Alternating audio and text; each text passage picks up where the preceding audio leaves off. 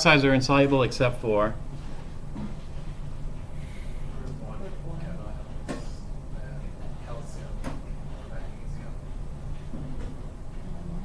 and strontium. And so what happens is this: the hydroxides would, in this particular step, we just want to precipitate out the +3 cations. If you look at it, what's precipitating in that step? Does everybody see on the flow chart what I'm talking about? You're precipitating out the iron, the aluminum, and the chromium. What do all three have in common? All three are +3. What happened to the +2? So, for example, magnesium hydroxide should precipitate. Nickel hydroxide should precipitate. What happened to those? Those did not precipitate. Those did not precipitate, and the reason is because we're controlling the precipitation. If we were just to add hydroxide, then everything will precipitate. If we were to add just hydroxide, all insoluble hydroxides precipitate. And so the nickel, magnesium, etc. should have precipitated. And so with this, we're not adding sodium hydroxide. Do you know what we're going to add? And so let me redo number 2. This number 2 is wrong. We're going to take solution 1 and add,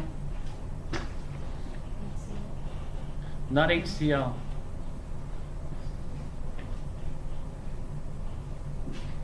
After the HCl step.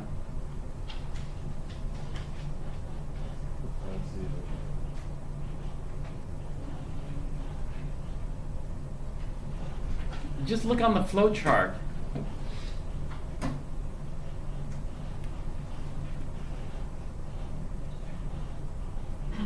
The flow charts can tell you what you add, and the flow charts can tell you what you make. What you add is next to the arrow. What you make is in the box, whether it's a dash box or a solid box.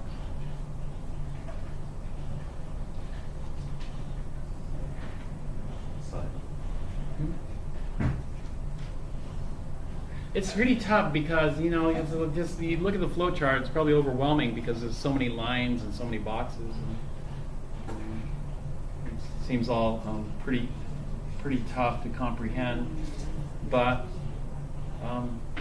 what we'll do is we'll just go from the supernatant. Do you see the supernatant after the HCl? And what does the supernatant after HCl contain? It contains iron 3, alumina, chromium, magnesium, calcium, nickel. Do you guys see that? No? Yeah, actually, are we at the H2O2 step? Not quite yet. You're just a little bit ahead. We're before the H2O2 step. So work backwards along the branches.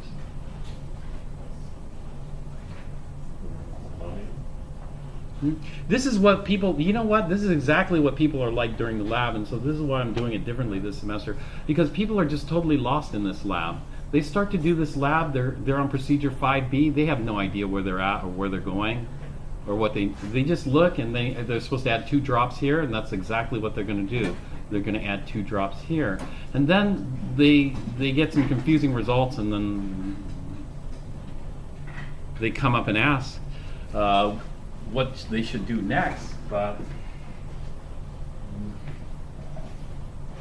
I ask them where they're at, and they have no idea where they're at. And so this is why we're doing this. We're doing this, at least you have some kind of familiarity with this procedure beforehand. So I know it's tough because there's a lot of steps.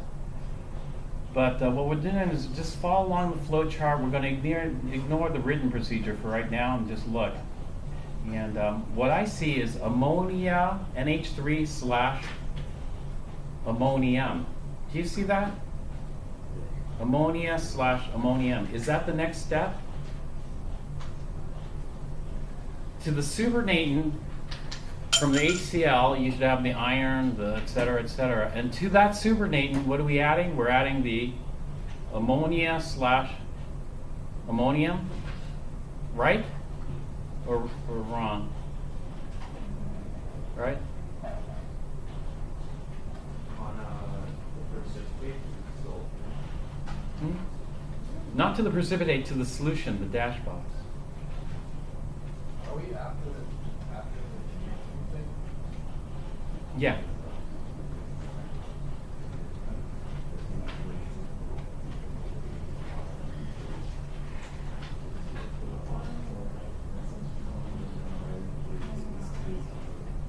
When you say ammonia, do you mean the ammonium chloride?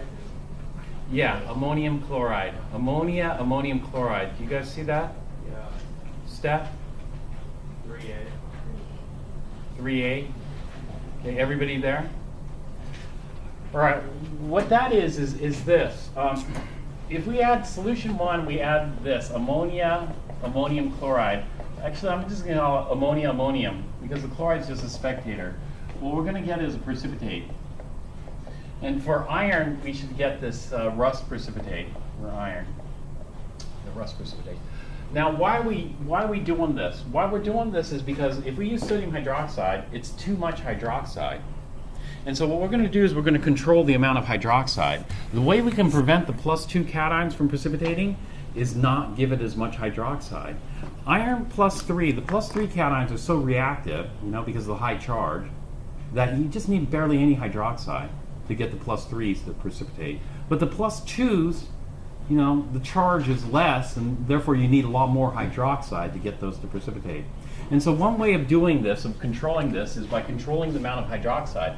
The way we control the amount of hydroxide is a combination of Le Chatelier's and acid base here. And so when we're doing this, we have iron 3+, and we're going to react it with ammonia. And so this is going to react with 3 ammonias plus 3 H2O liquids. Ammonia is a weak base, so it hydrolyzes water, but it just weakly hydrolyzes water to form some hydroxide. The amount of hydroxide that's formed by the hydrolysis of ammonia is very, very small, but enough to precipitate out +3, not enough to precipitate out +2. And on top of that, what we're going to do is this. So we're going to generate our iron 3 hydroxide here, solid, +3 ammoniums.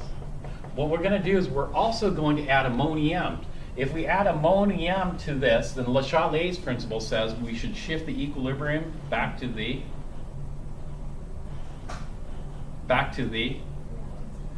left. But you're thinking, we want to maximize the precipitate. If we want to maximize the precipitate, then why are we adding ammonium? We should be removing ammonium to maximize the precipitate. And so the reason we're doing this is, the reason for ammonium is this. We don't want the +2s to precipitate. So for example, nickel +2, you better not precipitate, otherwise you'll screw things up because you'll interfere with subsequent tests.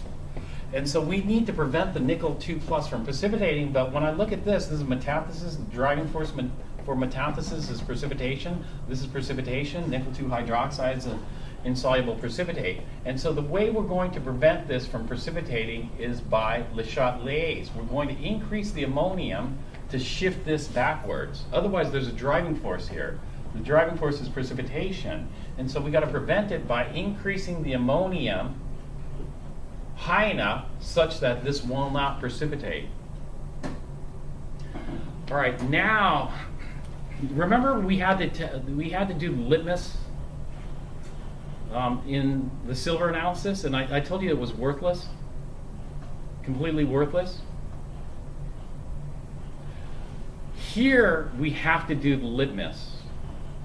We have to do the litmus because what we're going to do here is this. We got to figure out how much ammonium is the right amount, right?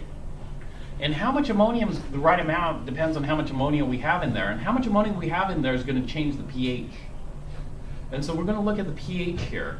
And the litmus is going to help us do this because what we're going to do is we're just going to adjust the pH just to where it stops changing the color, and then we'll add the ammonium chloride in there to bump it backwards. Does that make sense? And so this is called on the fly. Later on, what we're going to see is this is what we call a buffer system. Ammonium is a buffer, and the buffer maintains a kind of a stable pH. And if we get the ratio right, we'll get the right pH that we need to prevent this from occurring. So we'll see this. This is in chapter 17. This is coming up. All right, so for this particular case, we're precipitating out with aqueous ammonia, and then we're going to try to minimize the precipitation by adding ammonium to this to do the shift.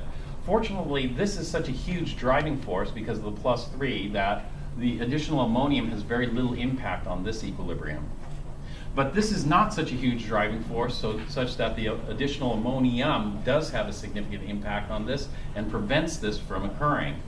And so we got to get the balance right because we're trying to do something very special. We're trying to precipitate out the +3 cations and leave the +2 cations in and the +1s in solution. And so step 2 is a little bit more complicated, and this will be it. And then we go on to step 3. Step 3, step 4, step 5, etc. So keep working on it, and then we'll see what we got.